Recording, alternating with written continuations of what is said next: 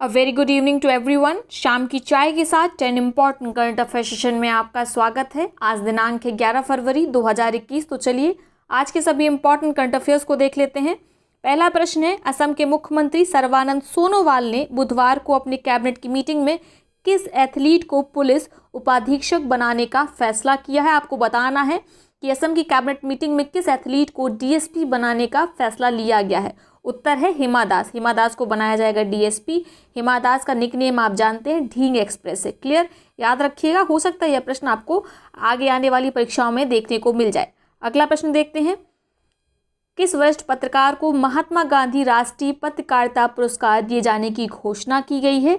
यह पुरस्कार किसके द्वारा दिया जाता है? महात्मा गांधी राष्ट्रीय पत्रकारिता पुरस्कार यह दिया जाता है international chambers of media and entertainment industry के द्वारा, और यह अवार्ड दिया जाएगा प्रदीप सरदना को।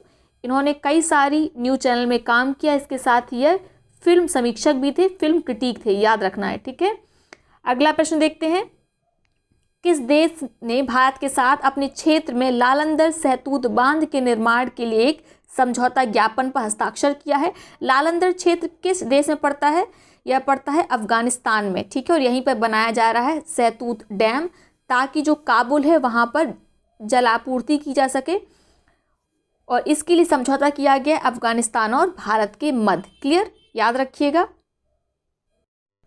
अगला प्रश्न है, राष्ट्रपति ने किस राज्य में पूर्व सेना जनरल कॉन्डेरा सुबैया थिमैया के जीवन पर आधारित एक संग्रहालय का उद्घाटन किया है?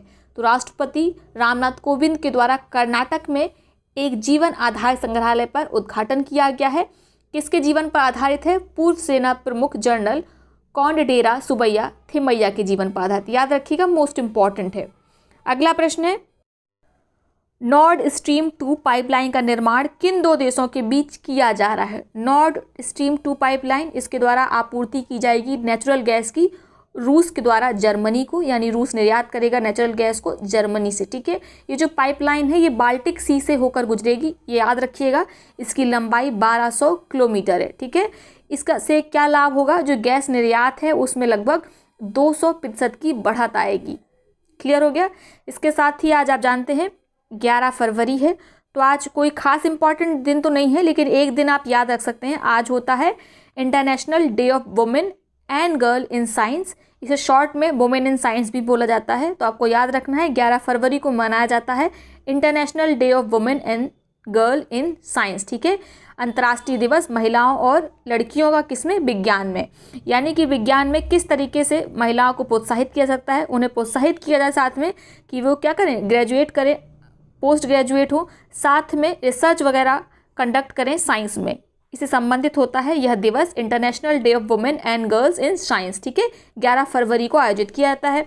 तो आज बस इतने ही इंपॉर्टेंट प्रश्न थे जो आपके एग्जाम में आ सकते हैं। अब देख लेते हैं आज के प्रश्न, जिनका जवाब आपको कमेंट बॉक्स में देना है। पहला प्रश्न है, कॉर्पोरेट उत्कृष्टता के लिए इकोनॉमिक टाइम्स अवार्ड में एंटरप्रेन्योर ऑफ द ईयर का पुरस्कार किसने जीता है? आपके विकल्प में अडार पूनावाला, शक्तिकांत दास, आदित्य पुरी या इनमें से कोई नहीं।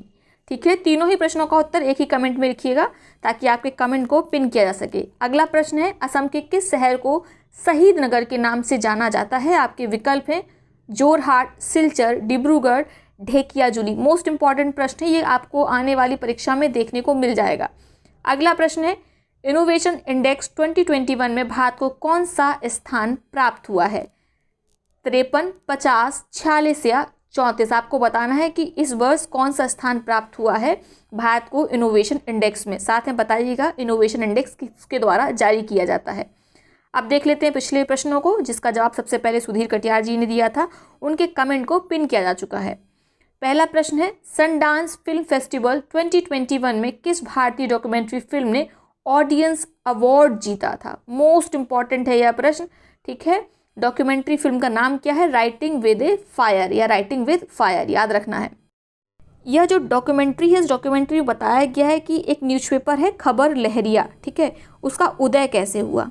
अच्छा, इस न्यूज़पेपर की स्पेशलिटी ये है कि ये दलित महिलाओं के द्वारा चलाया गया और अभी तक भारत का पहला और एकमात्र समाचार पत्र है जो दलित महिलाओं के द्वारा संचालित किया जाता है। नाम है खबर लहरिया। तो इसके उदय में कौन कौन सी समस्याएं आई उसको बताया गया है राइटिंग विद फायर में, ठीक है। या अभी भी जब ये खबर लहरिया छापा जा रहा है तब कौन कौन समस्याओं का सामना करना पड़ता है, ये सब राइटिंग विद फायर में दिखाया गया है और इसीलिए इसको मिला है ऑडियंस अवार्ड। क्लियर। अगला प्रश्न देखते हैं, किस राज्य ने भिखारी मुक्त अभियान शुरू किया है। यह अभियान शुरू किया गया है राजस्थान सरकार के द्वारा। इसके द्वारा जो भिखारी हैं तो उन्हें आश्रय प्रदान किया जाएगा, दूसरा उनका स्किल डेवलपमेंट किया जाएगा ताकि वो कोई कार्य कर सके, भीख ना मांगे, ठीक है। अगला प्रश्न है, कौन सा राज्य ई कैबिनेट को लागू करने वाला देश का पहला राज्य बन गया। मोस्ट इंपॉर्टेंट, यह भी प्रश्न आपको आगामी परीक्षाओं में देखने को मिल जाएगा। तो ई कैबिनेट को लागू करने वाला कौन सा देश हो गया, हिमाचल प्रदेश। क्लियर। तो ये है आज का सेशन। साथ में आप टेलीग्राम चैनल को अवश्य ज्वाइन कर लीजिए, उसमें डेली बेसिस पर जीएस की और करंट की क्विज कराई जाती है, ठीक है। आपके एग्ज़ाम के लिए काफ़ी रिलेवेंट रहेगी। इसके साथ ही टेस्ट शेड्यूल आउट कर दिया गया है पीसीएस के लिए भी और आरओ के लिए भी, ठीक है। फीस बहुत मिनिमल रखी गई है, केवल 300 रुपये। आप ज्वाइन कर सकते हैं। 300 रुपये फ़ीस इसलिए क्योंकि जो पेपर बनाते हैं उनको भी हमें कुछ पे करना पड़ता है, साथ में टाइप करवाना पड़ता है, उसको भी पे करना पड़ता है। तो समझ लीजिए टेस्ट फ्री हैं ऑलमोस्ट। 300 रुपये बहुत कम है 10 टेस्ट के लिए। पूरे यूट्यूब में या ऑफलाइन ऑनलाइन कहीं भी आपको इससे कम में टेस्ट मिल ही नहीं सकते, ठीक है। तो अगर आप ज्वाइन करेंगे तो आपको फ़ायदा ही होगा और टेस्ट ज़रूर ज्वाइन करने चाहिए क्योंकि उससे आपको अपनी मिस्टेक्स पता चलती हैं कि आप कहाँ कहाँ पर मिस्टेक करते हैं, साथ में कुछ नए प्रश्नों की प्रैक्टिस हो जाती है। तो आई होप अगर आपको ज्वाइन करना है तो आप एक बार टेलीग्राम चैनल में देख लीजिए, उसमें शेड्यूल वगैरह दिया है। क्वेरी करनी हो तो मोबाइल नंबर है 8765655103।